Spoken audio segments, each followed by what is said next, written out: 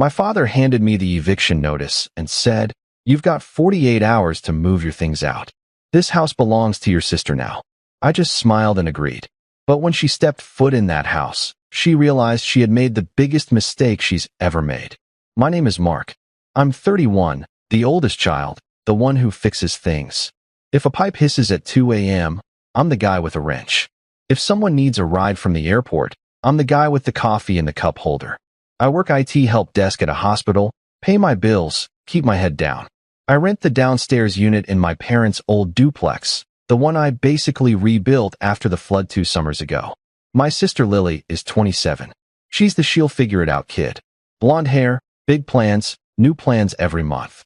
She speaks in absolutes and gets bored halfway through. Somehow it always lands on me to finish what she starts. I used to think that was love. Now I think it was training. Growing up, Lily got the lead in the school play. I got to run the lights. Lily got a car at 16. I got the lecture about earning things. Lily got she's special. I got he's solid. You can't frame solid. You just carry it. I remember being 9, standing in a hardware store with Dad while he picked screws. He said, "Men like us don't complain. We just hold the line." I thought it was a badge. It was a leash. I didn't move out after college. It wasn't a plan so much as a drift. Grandpa had left the duplex to Dad for the family. The upstairs needed work. The downstairs was livable, but damp and old. I told Dad I'd stay, do the repairs, and pay rent to help with the mortgage. He nodded like I'd solved his Sudoku. I learned how to float drywall from YouTube. I replaced outlets, found the main shut, mapped the breaker panel. I logged everything in a Google Sheet. Date, cost, hours. Every fix I made me feel more like a person. Lily breezed in and out. "Love what you've done with the place," she'd say, taking leftovers. Mom would pinch my cheek and whisper, "She's trying." Then she'd ask me to transfer $150 for the gas bill, because your father's paycheck is weird this month.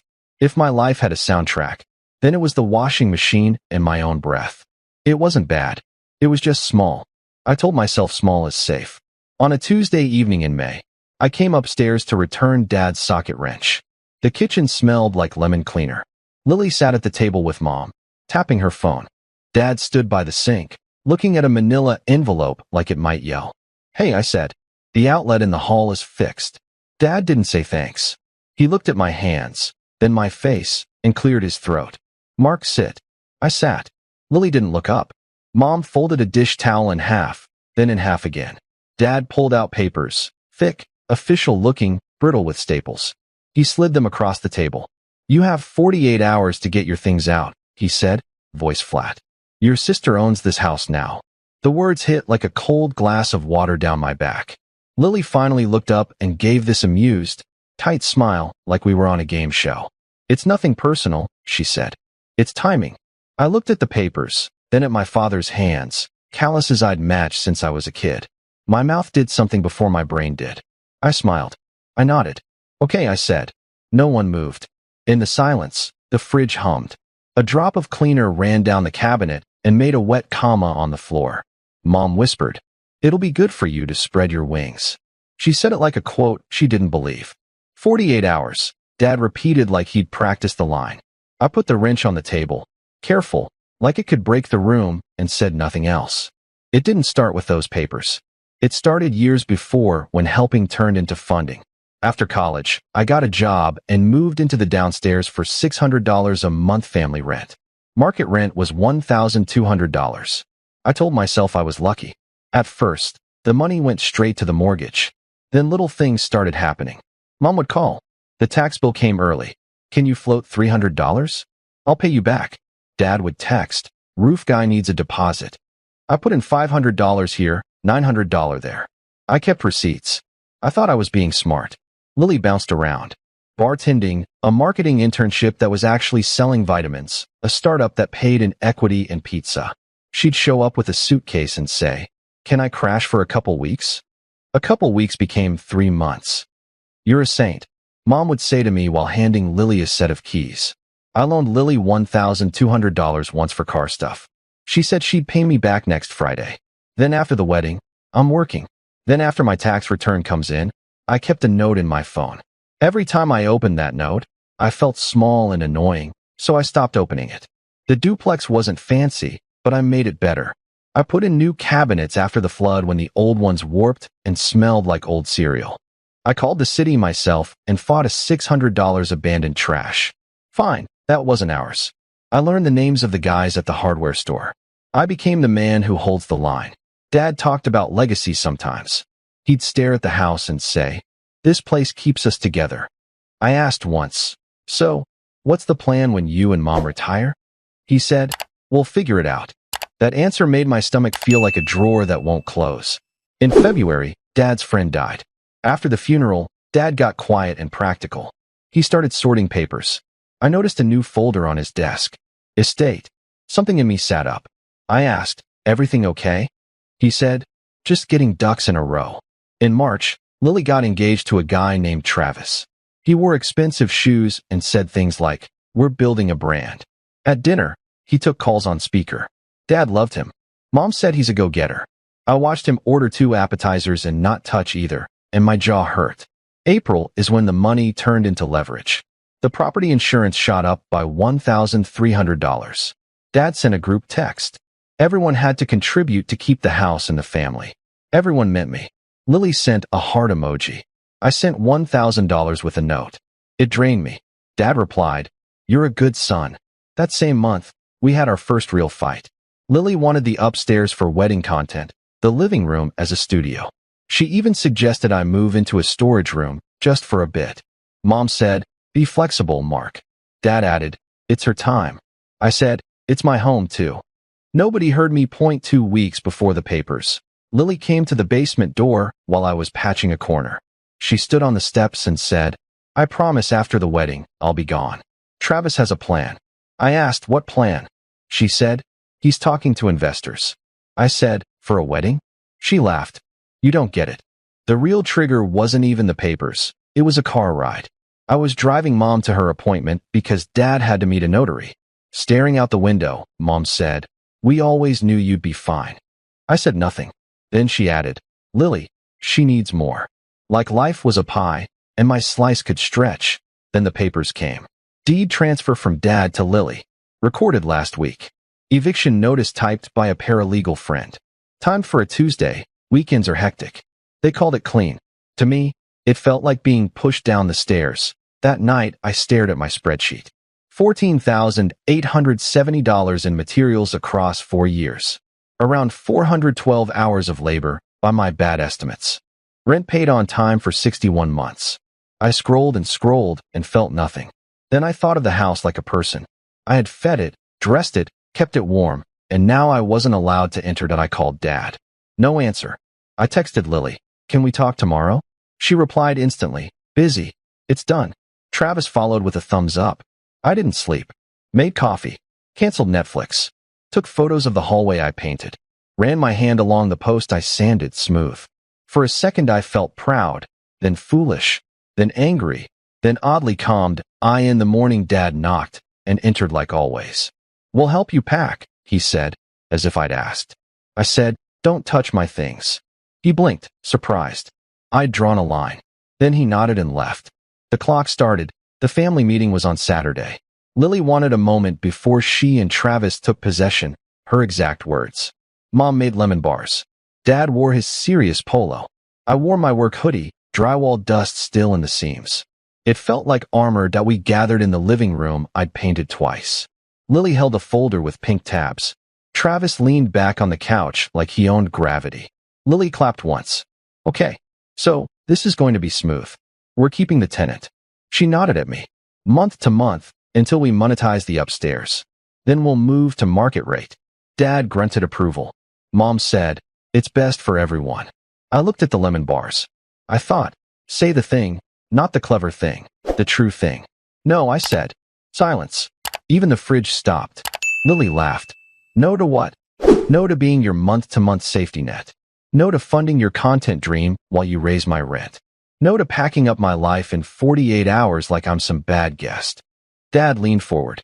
"We've made the decision. Don't be dramatic." "I'm being specific," I said.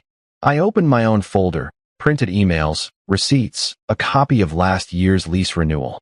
"I have a signed lease through December. It's legal. Check for yourself." Travis smirked. "You can't lease from family without." It's not from family.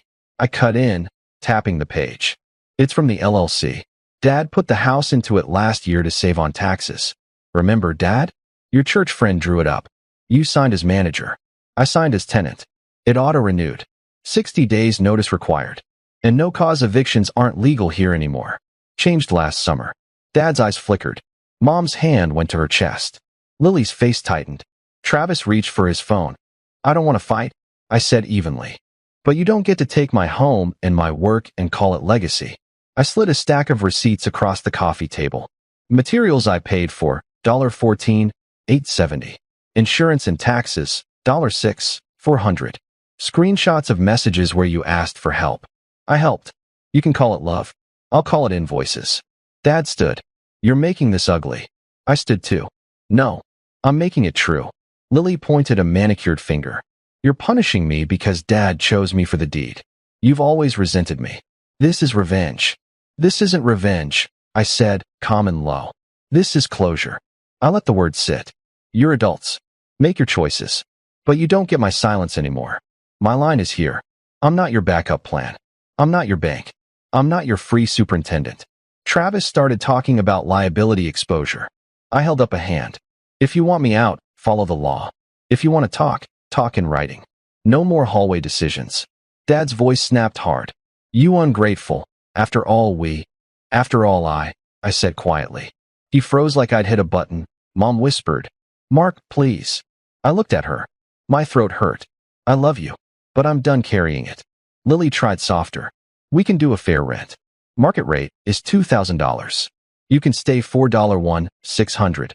I pay $600 now, I said. Plus the cabinets, the outlets, half the roof. If you want market, pay me for labor. Travis scoffed. We'll get a contractor. Great, I said. Make sure he fixes the thing behind the wall you don't see. Old galvanized line, corroded. It'll burst within 2 months. Flood the alley, city fines you for runoff. Also, upstairs bathroom fan vents into the attic. Mold. Pull that before your wedding content. Lily's mouth opened and closed. Dad rubbed his forehead. I'll be out on my timeline, I said. Not yours. And when I'm gone, we're square. No more transfers. No more can you float us. I won't be in the group chat if it's about money. Who do you think you are? Dad asked. A tenant with a lease, I said. And your son. The room tilted with the weight of it. I felt sick and clear all at once. I'm not fighting you. I added. I'm informing you. Email me. I picked up my folder, left the lemon bars, and walked downstairs. Closed my door. She sent a heart. Then a promise. I sent promise back. Sunday dinner cracked when Dad started on, what's fair? I put my plate in the sink. Email, I said. He nearly threw his fork. I left early, walked through cut grass air, and realized I'd called the studio home in my head. On July 30th, I rolled out my last box. Took a final photo, the hallway light making a gold triangle on the floor. Lily stood on the porch, clipboard in hand, hair pulled back. You're really leaving? She asked, like it never occurred to her. Yes. She frowned. I thought you'd fight to stay. I did, I said. Just not the way you wanted. The studio above the barbershop is small. The oven clicks when it preheats. My neighbor plays soft jazz on Sundays. The window faces brick, light always soft. I set up a desk and a plant I named Mark. It lives. So do I. I build a new routine. Bakery coffee at 7:15, hospital shift, walk home. Some nights I read. Some nights I fix nothing. Missed calls dropped from 27 to 4. Now just one every few days from Mom. Photos of a casserole or the cat. I answer those. Not the group chat if it says bill. Money feels different now. It's hours into groceries, not tests I must pass. I send $50 weekly to a savings account called Not an Emergency. It's small. It's mine. Lily texted a photo, upstairs repainted. We fixed the fan. Travis says we're pivoting to long form. I replied, good luck. Thumbs up back. Cost me nothing. Dad hasn't apologized. He sent one email. We did what we thought was best for the family. I wrote, I know. I did too. No reply. Closure isn't a slammed door. It's knowing which ones not to walk through. What I got was myself. The knowledge I don't have to be the floor everyone stands on. I can be a wall, a door, a person who says, email me, and then lives a life that isn't reaction, This isn't revenge. It's boundaries. Looking at a bill and asking, is this mine? If yes, I pay. If not, I don't doubt my name is Mark. I'm 31. I hold the lines that belong to me, and I'm done holding the ones that don't.